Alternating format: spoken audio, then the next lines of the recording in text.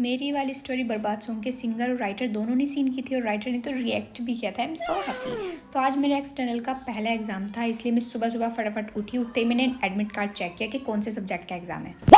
तैयार तो हो गई थी, लेकिन अभी जाने में काफ़ी टाइम था, इसलिए अपने छोटे नेल्स को और छोटा कर लिया।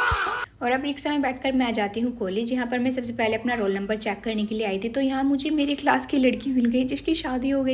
ये सिक्का लेकर अब मैं चल देती हूँ एग्जाम देने। 2 hours later. 2 घंटे का एग्जाम में पौन घंटे में एग्जाम करके 1.25 घंटे की बढ़िया नींद ली। वाह दीदी, वाह दीदी। रास्ते में आते हुए गोलगप्पे खाए और यहाँ कर पता चला कि आज भाभी अपने घर से आ गई है, वो भी सरप्राइजली, मुझे तो पता ही नहीं था। ये बड़ी भाभी हैं और ये चाची हैं जिनकी आज पहली रसोई है। और देखो इनके हाथों पर कितनी प्यारी मेहंदी लगी हुई है। और फिर उसके बाद हम सब ने राशन तोड़ा।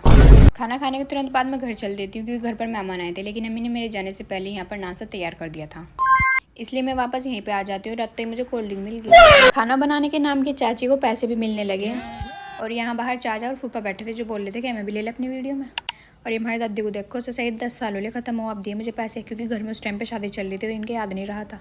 अगले दिन मैं सुम्बुल को स्कूटी पर स्कूल छोड़ने के लिए आ जाती हूँ क्योंकि उसकी बस निकल गई थी। और उसके बाद मेरी एक फ्रेंड आ जाती है घर पर जिसको मैंने पहली बार देखा था और वो बहुत सुंदर थी। और ये किसी काम से हमारे गांव में आई हुई थी, लेकिन मैंने फिर भी इनको ज़बरदस्ती बुला लिया था। इनके पास टाइम नहीं था, इसी वजह से नाश्ता भी बहुत छोटा सा लगाया था, बट मुझे बहुत अच्छा लगा ये आए। थैंक यू सो मच हमारे घर पर आने के लिए, बहुत सारा थैंक यू। उसके बाद फिर मैं इसरत चाची के घर पर चली गई थी। उन्होंने दुल्हनों की दावत की हुई थी, तो अम्मी और चाची ने सारा खाना बनाकर रेडी कर दिया था। फिर हमने दस्तरखान लगाया। इतना मर्द खाना खा रहे थे, हम औरतें अंदर बैठकर गप्पे लड़ा रही थी।